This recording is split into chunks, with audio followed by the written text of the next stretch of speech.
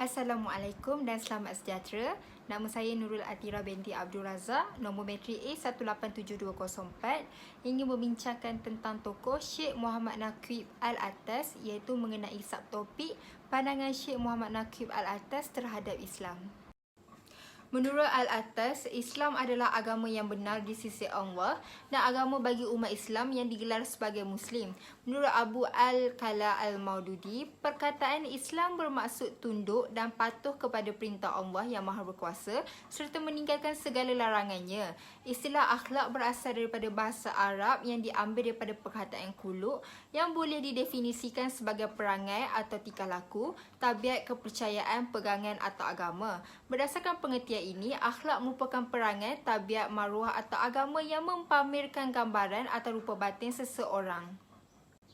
Oleh itu, hasil daripada gabungan maksud al-din dan aslama, Islam bermaksud penyerahan diri oleh sesuatu yang bersifat haiwani seperti manusia dan makhluk-makhluk Allah yang lain sama ada mempunyai akal, hati, nafsu dan kekuatan diri bagi mengabdikan diri kepadanya dengan melakukan segala suruhannya.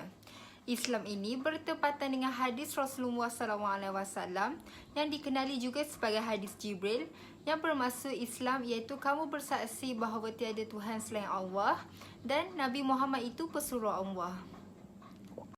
Syekh Muhammad Naqib Al-Atas menyatakan bahawa maksud Islam itu adalah hasil gabungan maksud al-din dan aslama.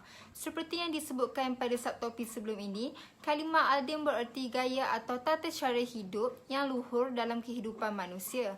Al-din secara hakikinya juga merujuk kepada agama Islam kerana satu-satunya agama yang diterima di sisi Allah SWT adalah agama Islam. Aslama pula bererti menyerah diri dalam Islam. Penyerahan diri bermaksud penyerahan yang tulus ikhlas dan disedari serta diredai yang dilakukan secara habis-habisan kepada Allah SWT.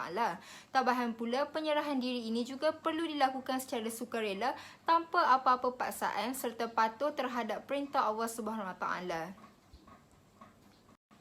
Syekh Naqib Muhammad Al-Atas menegaskan bahawa hanya Islam yang layak menyandang predikat sebagai wahyu sebab Al-Quran telah menyatakan, demikian juga sejarah telah membuktikan bahawa Islam telah lengkap dan sempurna untuk umat manusia sejak awal mulanya.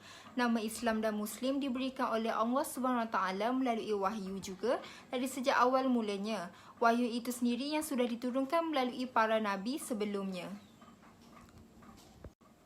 Jadi tegas Syekh Muhammad Naqib Al-Atas, Islam telah dewasa ketika muncul dalam pentas sejarah dunia.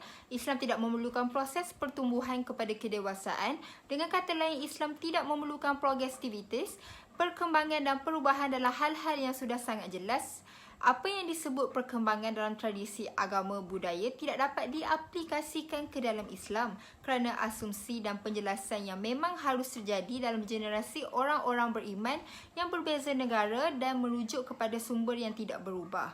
Objek ilmu dalam epistemologi Islam tidak semata-mata menjangkau realitis fizik, namun ia juga menjangkau status ontologis dari hal-hal metafizik sebagaimana yang mungkin diketahui oleh manusia. Syekh Muhammad Naqib Al-Atas menyatakan bahawa maksud Islam itu adalah hasil gabungan maksud al-din dan aslama. Seperti yang disebutkan pada subtopik sebelum ini, kalimah al-din bererti gaya atau tata cara hidup yang luhur dalam kehidupan manusia. Al-din secara hakikinya juga merujuk kepada agama Islam kerana satu-satunya agama yang diterima di sisi Allah SWT adalah agama Islam. Perkataan aslama pula bererti menyerah diri dalam Islam. Penyerahan diri bermaksud penyerahan yang tulus ikhlas dan disedari serta diredai yang dilakukan secara habis-habisan kepada Allah SWT. Tambahan pula, penyerahan diri ini juga perlu dilakukan secara sukarela tanpa apa-apa paksaan serta patuh terhadap perintah Allah SWT.